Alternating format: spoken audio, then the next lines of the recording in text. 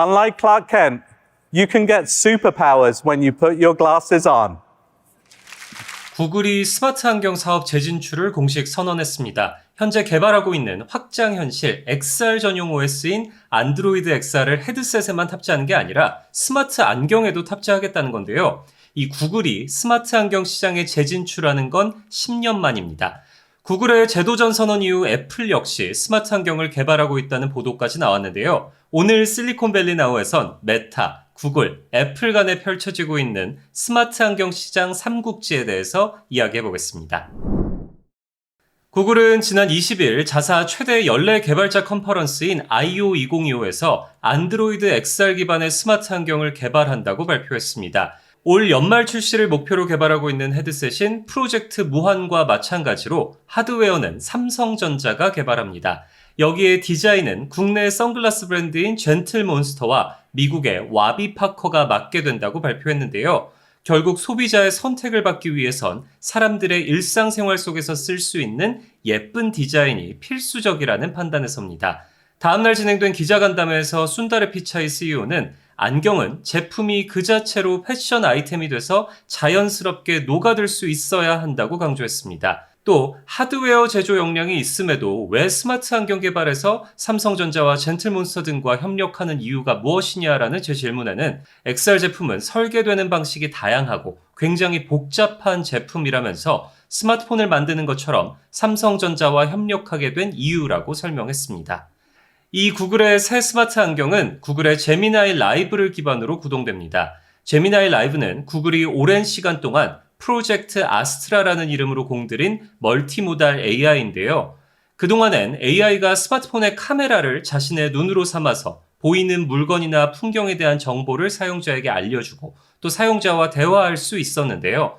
이제는 스마트폰을 들고 카메라를 직접 켜야 가능했던 걸 안경이라는 하드웨어를 통해서 사용자의 시선을 그대로 따라갈 수 있도록 했습니다.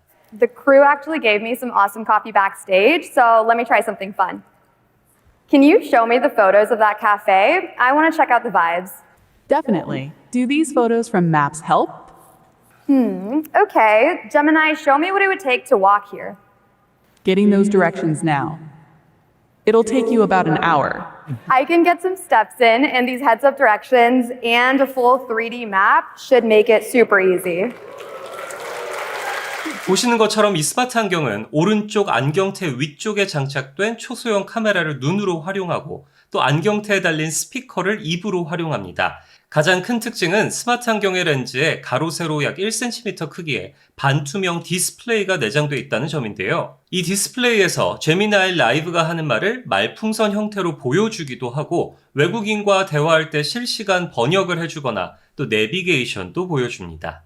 저도 이번 I/O 현장에서 스마트 안경을 직접 써봤는데요. 아직 정식 제품이 출시된 게 아니고 시제품인지라 보안에 굉장히 철저했습니다. 그래서 영상이나 사진 촬영은 거울 앞에서만 할 수 있게 해서 제가 제대로 못 찍었는데 사실 막상 써보니까 꽤 신기하더라고요. 디스플레이가 작고 또 오른쪽 렌즈에 있어서 약간 초점이 안 맞는 느낌은 좀 있었지만 생각보다 굉장히 가볍다는 게 특징이었습니다.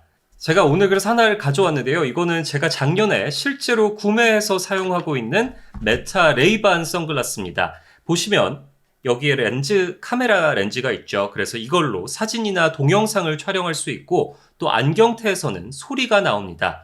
이 디자인도 레이반 선글라스 중에서 원하는 디자인을 선택할 수 있는데요. 이 구글이 발표한 스마트 안경과 딱 한 가지 차이가 있다면 바로 앞에 디스플레이가 없다는 점입니다. 메타 레이반은 정가가 $299로 시작하는데 이 구글이 만일 디스플레이가 내장된 스마트 안경을 메타 레이반과 큰 차이가 없는 가격에 출시한다면 파급력이 굉장히 클 전망입니다. 이 메타 레이반은 블루투스 기능으로 제가 재생하고 있는 음악은 당연히 재생하지만 메타 AI를 통해서 앱을 켤 수 있는 그런 음악 앱은 스포티파이만 가능하고 또 유튜브나 구글 지도 같은 구글 기반의 앱은 연동이 잘 안 되거든요. 그런데 이제 제가 아까 구글 스마트 안경에 제미나이 라이브가 탑재됐다고 말씀드렸잖아요. 이 제미나이 라이브는 구글이 범용 인공지능, 즉 AGI를 목표로 개발하고 있는 AI입니다. 이번에 제미나이 라이브는 대대적으로 업그레이드돼서 친구와 대화하든 말해도 AI가 이해하고 또 중간에 다른 사람과 대화하게 되면 대답을 멈추는 등 사람과 대화하는 거에 한층 더 가까워졌습니다. 또 구글은 이번에 제미나이 라이브가 iOS에서도 구동될 것이라고 밝히면서 호환성도 대폭 확대했습니다. 여기서 주목해서 보셔야 할 점은 이 스마트 안경에 제미나이 라이브를 탑재했을 때 광고 수익화 가능성이 굉장히 커질 수 있다는 점입니다. 가장 대표적인 게 쇼핑입니다. 이 유튜브 영상을 보다 보면 영상 하단에 물건 구매 링크가 작은 화면으로 뜨는 경우가 있잖아요.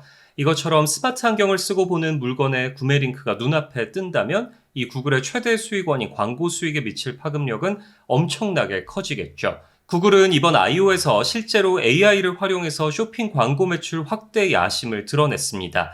대표적인 게 이번에 미국에서 출시한 AI 검색 기능인 AI 모드입니다. 챗GPT 서치처럼 AI 모드를 선택하고 검색하면 일반 검색과는 달리 AI 모드가 사용자의 질문 의도를 파악해서 답변을 제공합니다. 지난해 내놨던 AI 검색 기능인 AI 오버뷰가 검색 결과를 요약하고 정리해주는 데 그쳤다면 이제는 챗GPT 같은 AI 챗봇과 더 비슷해진 거죠. 구글은 여기서 한 발 더 나아가서 조만간 사용자가 특정 물건을 사고 싶다고 말만 해도 이 AI가 스스로 사용자의 선호도에 부합하는 물건을 찾아서 장바구니에 넣고 알아서 구매까지 해주는 이런 쇼핑 기능도 강화한다고 발표했습니다. 이 구글은 향후 사용자가 특정 옷을 입은 사진을 생성해서 코디네이션을 시각적으로 보여주는 기능도 추가한다고 발표했습니다. That'll help you virtually try on clothes so you get a feel for how styles might look on you. Let me show you a live demo. So I looked at many dresses. I really like this blue one. I click on this button to try it on. It asks me to upload a picture, which takes me to my camera roll. I have many pictures here. I'm going to pick one that is full length and a clear view of me, and off it goes. While it's processing, I'll show you what's happening behind the scenes. To create a try-on experience that works at scale, we need a deep understanding of the human body and how clothing looks on it. To do this, we built a custom image generation model specifically trained for fashion. Wow, and it's back. 구글이 스마트 안경 시장에 뛰어든 건 사실 이번이 처음이 아닙니다. 구글은 누구보다 빨랐던 2013년에 자사 첫 스마트 안경인 구글 글라스를 출시했었죠. 그런데 지금처럼 고도화된 AI 기능이 탑재된 것도 아니었고 가격은 비쌌습니다. 결국 저조한 판매에 구글은 2015년 스마트 안경 소비자 시장에서 완전 철수합니다. 무주공산이 된 스마트 안경 시장에 파고든 기업이 있었죠. 바로 메타입니다. 이 유명한 선글라스 브랜드인 레이반을 만드는 미국 안경 기업 에슬룰룩소티카와 손잡고 2023년에 스마트 안경인 메타 레이반을 출시해서 시장을 장악했습니다. 구글이 시장에 다시 진출하면서 자사의 차별점이자 무기로 내세운 건 바로 엄청난 호환성입니다. XR 전용 OS인 안드로이드 XR은 스마트폰 OS 안드로이드에서 구동되는 게임이나 음악 같은 서드파티 앱들이 XR 기기용으로도 쉽게 호환될 수 있도록 하는 데 초점을 맞췄습니다. 이런 호환성이 없으면 서드파티 앱들이 XR 기기에 맞춰서 완전히 다시 개발해야 하지만 이런 비효율을 줄이겠다는 거죠. 결국 더 많은 앱이 구동될 수 있어야 소비자를 사로잡을 수 있다고 판단한 겁니다. 구글이 10년 만에 그것도 삼성전자와 함께 이렇게 두 팔 걷고 나섰는데 애플이 가만히 있을 리가 없겠죠. 구글의 제도전 선언 사흘 만에 애플도 스마트 안경을 개발하고 있다는 소식이 나왔습니다. 블룸버그 통신은 애플이 내년 말 출시를 목표로 카메라, 마이크, 스피커를 장착한 스마트 안경을 개발하고 있다고 보도했습니다. 이 스마트 안경에는 전화 통화는 물론이고 음악 재생이나 실시간 번역, 내비게이션 기능도 포함될 것으로 알려졌습니다. 알려진 내용만으로는 구글이 이번에 공개한 스마트 안경과 크게 다르지 않은 것으로 보이는데요. 보도에 따르면 애플은 올해 말부터 해당 스마트 안경의 시제품을 대량 생산한다는 계획을 세웠습니다. 당초 목표로 세웠던 출시 시점을 1년가량 앞당기겠다는 건데요. 구글은 스마트 안경 출시 계획에 대해서는 밝히지 않았지만 아직 공식 발표도 하지 않은 애플이 내년 출시를 목표로 세운 만큼 구글 역시 내년을 넘기지는 않을 것으로 보입니다. 메타도 디스플레이가 없는 현재의 스마트 안경을 대체할 신형 제품을 곧 공개할 것으로 예상되고 있습니다. 블룸버그 통신은 소식통을 인용해서 메타가 올 연말을 목표로 신형 스마트 안경을 공개할 것이라고 보도했는데요. 이번 제품은 스마트 환경에 작은 디스플레이가 내장돼서 증강현실, 즉 AR 기능을 대폭 강화하고 얼굴 인식 기능도 포함할 것으로 예상되고 있습니다. 다만 디스플레이와 함께 가격은 현재 메타 레이반 가격보다 $1,000가량 비싸질 것이라는 전망이 나오는데요.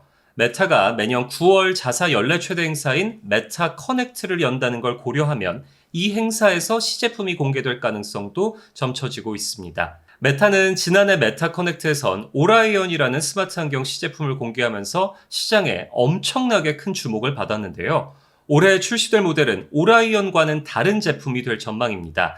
이 오라이언은 2027년 출시를 목표로 하고 있는데 구글과 애플이 새 제품으로 따라오면 자사의 플래그십 모델인 오라이언으로 다시 시장을 주도하려는 것으로 풀이됩니다. 구글에 이어 애플까지 뛰어들면서 메타가 선점한 스마트 환경 시장에는 대격변이 있을 전망입니다. 시장조사 업체 카운터포인트 리서치에 따르면 메타는 현재 글로벌 스마트 환경 시장의 60% 이상을 차지하고 있습니다.